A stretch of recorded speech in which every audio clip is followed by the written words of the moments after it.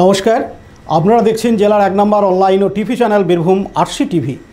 আপনাদের সঙ্গে আমি শুভাশিস। শুরু করছি আজকের সংবাদ। বিস্তারিত সংবাদে যাওয়ার আগে দেখে নেব সংবাদ শিরোনাম।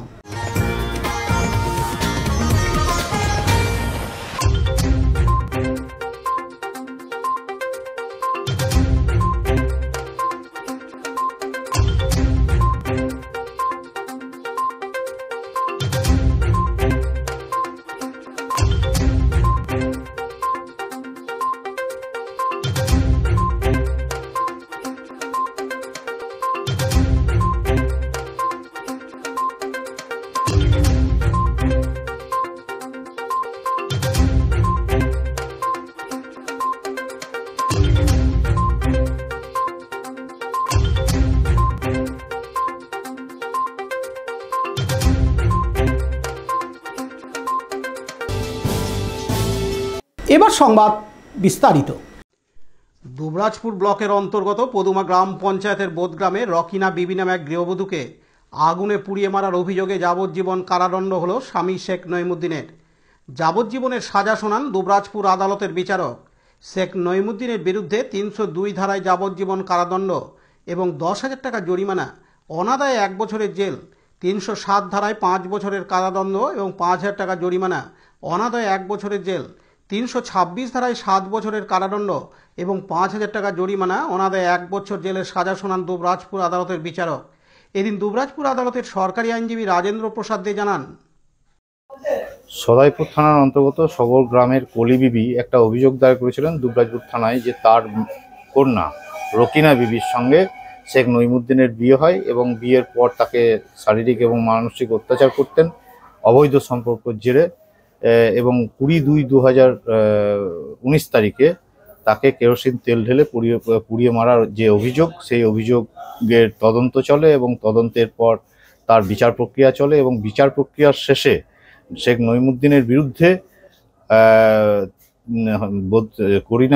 রকিনা বিবিকে হত্যার অভিযোগে যাবজ্জীবন, তাকে প্রাণে মারার চেষ্টার অভিযোগে 5 বছর এবং তাকে মারধর করতেন এবং আগুন লাগিয়ে দিয়েছিলেন সেই অভিযোগে 326-এ তাকে 7 বছর কারাদণ্ড দিয়েছেন। 302-এর ক্ষেত্রে যাবজ্জীবনের সঙ্গে 10,000 টাকার জরিমানা করেছেন, অনাদায়ে 1 বছর জেল এবং 307-এর 5 বছর কারাদণ্ডের সঙ্গে 5,000 টাকার জরিমানা, সেই সঙ্গে অনাদায়ে 1 বছর জেল এবং 326-এ 7 বছর কারাদণ্ডের সঙ্গে 5 বছর 5,000 টাকার জরিমানা, অনাদায়ে 1 বছর জেল ঘোষণা করেন আদালত। Rajendra Prasad Dey, Dubrajpur court, public prosecutor in charge. Laltu মুখার্জির report, Birbhum RC TV, Dubrajpur. Birbhum জেলার অন্তর্গত সিউড়ির লম্বধরপুর গ্রামে আমাদের পাড়া আমাদের সমাধানকে কেন্দ্র করে তৃণমূল ও বিজেপি কর্মী সমর্থকদের মধ্যে তর্কাতর্কি শুরু হয় আজ শুক্রবার 19শে সেপ্টেম্বর। বর্তমানে লম্বধরপুর এলাকার সদস্য বিজেপির তৃণমূলের তরফে পাড়াই সমাধানে বেশ কিছু দাবি তুলতে গেলে বিজেপির কর্মী সমর্থকরা বাধা দেয় বলে অভিযোগ। বিজেপির তরফে জানানো হয়েছে, এতদিন তৃণমূলের সদস্য ওই এলাকায় জয়ী ছিল, তখন তারা কোনো উন্নয়নের কাজ করেনি, আর এখন এসেছে দাবি জানাতে, সেই কারণেই বাধা দেওয়া হয়েছে। অন্যদিকে বিজেপির আরও অভিযোগ, আজকের পাড়াই সমাধানে সিউড়ি 1 নম্বর ব্লকের বিডিও আসার কথা থাকলেও তৃণমূলের চাপে তিনি আসেননি। এদিন বিজেপির তরফ থেকে জানানো হয়, বলছি যে মানে যখন এখানে মানে আজকে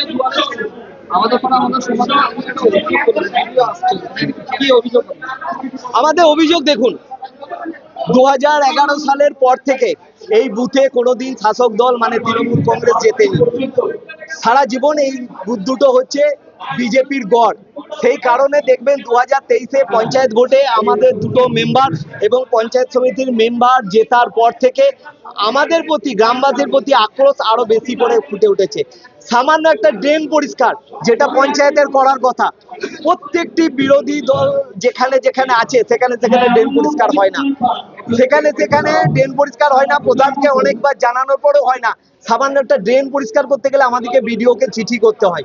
আমরা গ্রামবাসীরা মিলে কখনো বিডিওর কাছে ডেপুটেশন দিই, কখনো পঞ্চায়েত সমিতির মেম্বার এবং গ্রাম পঞ্চায়েতের মেম্বাররা চিঠি দিয়ে ড্রেন পরিষ্কারের মতো সামান্য ঘটনা। আজকের অভিযোগটা ছিল বিডিও সাহেবকে আগে থেকে কথা হয়েছিল যে আমার পাড়া আমার সমাধান, এটার শেষ প্রোগ্রাম হচ্ছে লম্বদরপুর, এবং এই প্রোগ্রামে যাতে উনি থাকেন উনাকে বিশেষভাবে আমাদের তরফ থেকে রিকোয়েস্ট করা হয়েছিল, কিন্তু শাসক দলের চাপে উনি আজকে আমাদের এই বৈঠক থেকে এক কথায় পালিয়ে গেলেন, বা আমাদের এই বিরোধী দলের বিজেপির এলাকাতে উনি আজকের বৈঠককে বয়কট করলেন। ভিডিও আসেননি পর্যন্ত। যারা রয়েছে তারা দুজন মানে আধিকারিক বলছেন, কিন্তু তাদের কি ধরনের আধিকারিক বা তাদের আদৌ এই আমার পাড়া আমার সমাধানের বৈঠক নেওয়ার এখতিয়ার আছে কিনা আমি জানি না।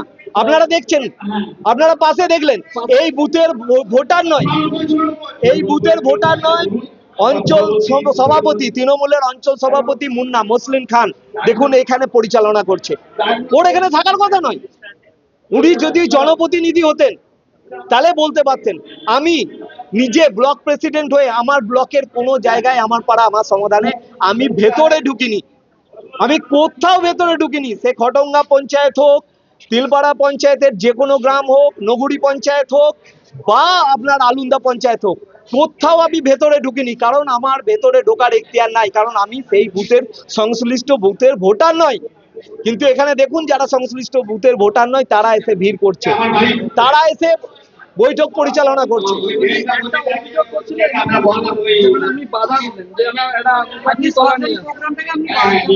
আমি বানচাল করতে চাইলে 10টা থেকে 12টা 10 অবধি আমি 2 ঘন্টা 10 মিনিট সবাইকে শান্ত করিয়ে বসিয়ে এই মিটিংটা হতে দিতাম না। আর একটা কথা বলে দিচ্ছি, প্রথম কথা হলো আমরা 3 বছর আগে গ্রামে 2টো মুখাগ্নি তলা লাগবে, 2টো বুথে 2টো মুখাগ্নি তলা লাগবে, এই দুটো আমরা বলে আসছি, কিন্তু 3 বছরে আমাদের কথা শোনা হয়নি। সেখানে তৃণমূলের একজন কর্মী যখনই মুখাগ্নি তলার কথা বলল সবার আগে আমি উঠে দাঁড়িয়ে তাকে সাপোর্ট করলাম। গ্রামের উন্নয়নে সব সময় বিজেপি আছে, গ্রামের উন্নয়নে সব সময় বিজেপি পাশে থাকবে। বিজেপি কোথাও তৃণমূল বিজেপি করে না। আমি উন্নয়ন করতে দিচ্ছি না, আমি উন্নয়ন করতে না দেওয়ার কে আছে? আপনারা চোখের সামনে দেখলেন এই সাইড 500 বছরের পুরনো এই পুকুর, এই দিঘি আমাদের দেবত্ব সম্পত্তি ছিল। ইংরেজ আমলের নীল চাষ করার জন্য আমাদের কাছ থেকে কেড়ে নেওয়া হয়েছিল গ্রামের সম্পত্তি, ঠিক আছে? আপনারা দেখলেন এই পুকুরের কি অবস্থা করে রেখেছে।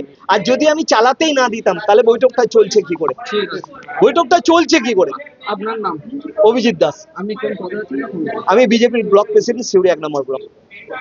অন্যদিকে তৃণমূলের তরফ থেকে বলা হয়, ওটা তো উন্নীত দলগত বিজেপি, এবং এখন আমাদের লম্বদরপুরে গ্রাম পঞ্চায়েতের সদস্য হচ্ছে বিজেপি, পঞ্চায়েত সমিতির সদস্য হচ্ছে বিজেপি।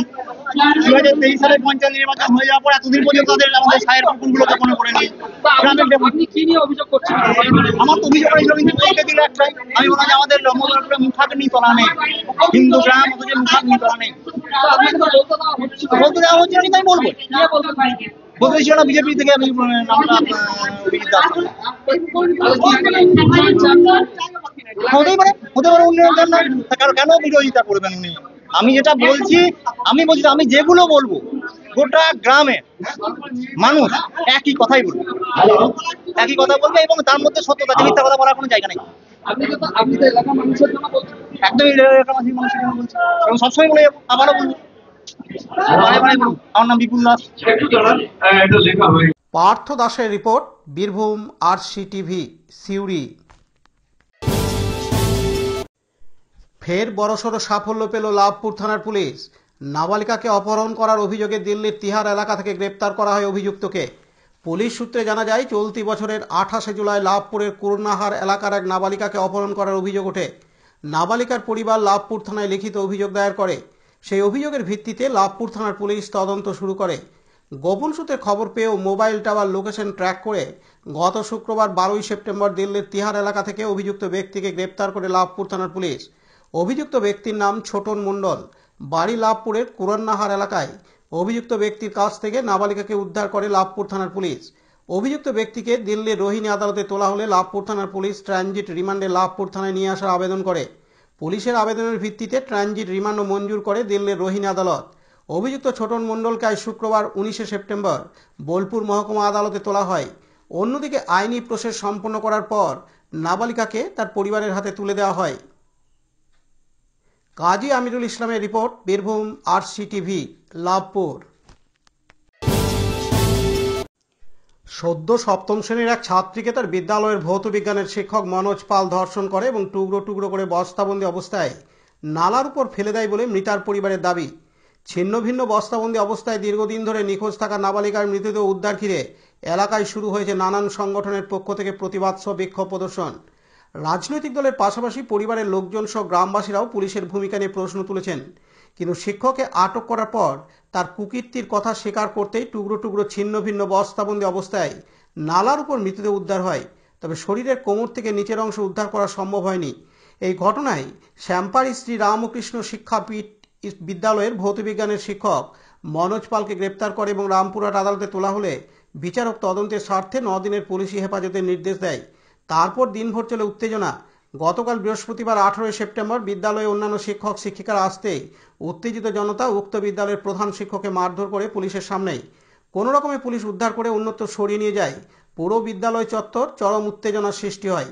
এদিকে বিজেপির জেলা সভাপতি ধ্রুব সাহার নেতৃত্বে রামপুরহাট থানার সামনে রাস্তায় বসে বিক্ষোভ প্রদর্শন করতে থাকে। তাদের দাবি, ধৃত শিক্ষক তৃণমূল কংগ্রেসের শিক্ষা সেলের সদস্য হওয়ার ফলে পুলিশ ধরে পড়ে ছেড়ে দেয়। তদন্তেও গাফিলতি, পুলিশের বিরুদ্ধে সোচ্চার হয়ে ওঠে। সেই সাথে শাসক দলের প্রতি ক্ষোভও ব্যক্ত করেন। পাশাপাশি এই ধরনের কাজ একজনের পক্ষে সম্ভব নয়, আরও কেউ জড়িত থাকতে পারে। অবিলম্বে দোষীদের চিহ্নিত করা এবং উপযুক্ত শাস্তির দাবিতে সোচ্চার হয়ে ওঠে বিজেপির মিছিল ও বিক্ষোভ প্রদর্শন।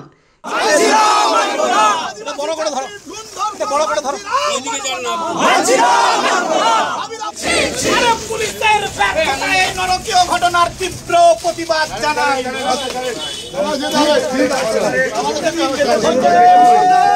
শেখ রিয়াজউদ্দিনের রিপোর্ট, বীরভূম RCTV, রামপুরহাট। এখন বিজ্ঞাপন বিরতি, ফিরে আসছি বিরতির পর। সব থেকে ভালো চিকিৎসা, সবচেয়ে কম খরচে, সবচেয়ে কম খরচে। সব থেকে ভালো চিকিৎসা, সবচেয়ে কম খরচে, সবচেয়ে কম খরচে। বিশ্বমানের স্বাস্থ্য পরিষেবা মিলবে দিনে রাতে, বিশ্বমানের স্বাস্থ্য পরিষেবা মিলবে দিনে রাতে। মণি মহেশ হসপিটাল, মণি মহেশ হসপিটাল, মণি মহেশ হসপিটাল, মণি মহেশ হসপিটাল। মণি মহেশ হসপিটাল, দুবরাজপুর, বীরভূম। দুবরাজপুর দমকল কেন্দ্রের রিক্রিয়েশন ক্লাবের পক্ষ থেকে এবছর প্রথম বিশ্বকর্মা পুজোর আয়োজন করা হয়। আজ শুক্রবার 19শে সেপ্টেম্বর রিক্রিয়েশন ক্লাবের উদ্যোগে দুবরাজপুর গ্রামীণ হাসপাতালে রোগীদের ফল ও মিষ্টি বিতরণ করা হয়।